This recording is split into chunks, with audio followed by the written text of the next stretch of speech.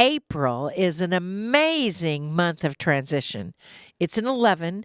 4 plus 2 plus 2 plus 3 equals 11. I mean, you could break that down to a 2 if you wanted to. 1 plus 1 equals a 2, which would be duality or divine partnership. But I kind of like to keep it that master number of 11. New beginnings. Here, let me read you a little bit from our book, Double Digitology, about the 11. The double digit magnifies the aspects mentioned, so therefore it's magnifying all of this. New beginnings, leadership on a global scale, positivity in a spirit of energy that others can feel in their heart, a signal of changing relationships and starting fresh, a spiritual change or step into a new position of your new world, an awakening to the purpose in your life that is necessary. That 11 is really powerful as it's seen through this month of April.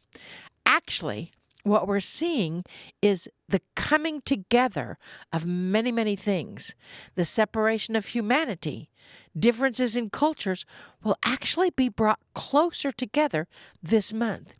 In other words, the duality of the two will start being united in the divine partnership of the earth. We are going to be experiencing so many changes during this month of April. One, you will see more things coming together and an increase in your bond of communication. The way you communicate will be clearer, more connected. You will have that sense of freedom in your communication. Two, people will experience the need to gather, and they'll gather with the intention of peace. It will be a great time to start a mindfulness meditation group. And, if you don't know what a mindfulness meditation group might look like, I mentioned it on one of our weekly messages either last week or next week. Watch out for that, and that will tell you a little bit more about mindfulness. 3, it will be a time to connect with your own guidance. In your dream state, it will be enhanced, especially around the full moon. I mean, the full moon, is powerful this month. It is April 6th or April 5th, depending on what part of the world you're in. I know in the Christian world, that full moon happens on Maundy, Thursday. So that's very significant. Maundy, Thursday is the day of the Last Supper, where Jesus, or Yeshua, was then taken after that, tortured, and crucified the next day. It will be interesting to see how that energy plays out during our trip to Israel that we're doing in November, in the fall, in November 22nd. And if you're interested in information about that, just go to our website, Adironnda.com. I mean, it's totally an amazing experience to experience Yeshua's take on Israel or Palestine and what's happening now in relationship to what happened before. Yeshua is on the council that I channel, so we get his influence there. But I digress. Anyway, it's interesting that my guidance goes on and on in my guided writing and in my channeling about the full moon for this month. Usually I know full moons are enhancing the energy, but this one is very significant because it's paying attention to your own dream state. Now, normally I don't remember much about my dreams at all. I mean, during April, I am going to set the intention to remember, especially around the full moon. They will be intensified, so be ready for that. The full moon is always significant and carries a tremendous energy, but this time, it is a great time to set your intention to remember your dreams or have lucid dreams. You might even keep a dream journal next to your bed 3 days prior to the full moon and 3 days following the full moon. If you're looking for an answer to something from your own guidance, your dream state can certainly help this time around the full moon. The full moon is actually this year, I know I'm feeling redundant, aren't you?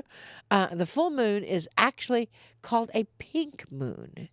And it's the full moon following the change of seasons from the spring equinox in the northern hemisphere and the fall equinox in the southern hemisphere. Either way, it's a change from what was occurring. And it may look pink, but it may not look pink. It probably did because of the atmosphere when it was named the pink moon in 1930 in the Farmer's Almanac. But right now, it's just a really significant full moon that represents vast changes in humanity.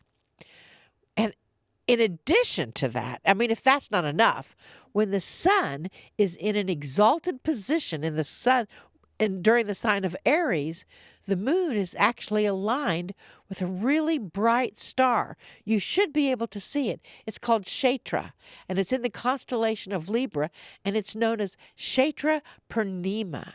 And the potent Purnima is really connected to the Hindu faith, and it is the first full moon following the Hindu New Year. Huh. And again, if that's not enough, this month we've got a solar eclipse. And that solar eclipse, it's a little different from most. It triggers personal and global events. So pay attention to the news during that time. It's around, I think it's April 20th. It's visible in the northern hemisphere, the northern territory of Australia. Not the hemisphere, but the northern territory of Australia. Even though we cannot see it in the northern hemisphere, we can certainly feel its effects. For the solar eclipse, the sun and the moon come into perfect alignment. The energy around it this time is so strong, it marks a powerful time for your spiritual practice to bring the intention and the attention from your outer world into your inner world. A solar eclipse, this one being magnified, will end an old cycle of this planet and begin a new cycle for this planet and for you. It's kind of like a really dramatic drawing a line in the sand moment where you symbolically break with your past. Then, of course, in the U.S., on the 22nd is Earth Day. I love Earth Day. It's a time to increase the awareness of the Divine Mother Earth. You might ask yourself, well, what can you do to help Mother Earth during these heightened times, the full moon, the eclipse, the new moon?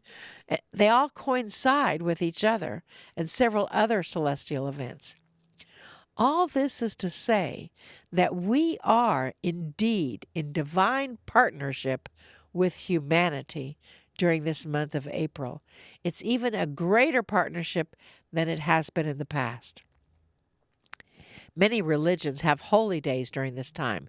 The Christian faith, you might consider asking yourself, what can you do? The Jewish faith, the Hindu faith, they all have holy days during this time. And ask yourself, what can you do to celebrate your own holiness or the sacred spot that you're standing? I know Adironnda always tells you to look down, look where you're standing, and know that that place where you are standing is holy ground. Yes, April is a time to accept that you are starting fresh. You are communicating in a much stronger way with your divine and with those around you. We would like you to simply be mindful about the world around you. Be aware that you are aware. Then we can see how all those shifts going through April 2023 will have an effect.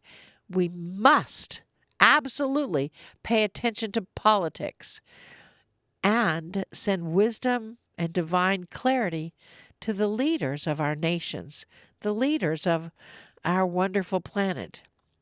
If you are asking for guidance, ask. If you are asking what you can do, just ask. If you are simply looking for direction, Ask, because this is the month that you will receive that guidance. That's about it for now. Namaste, y'all. Namaste.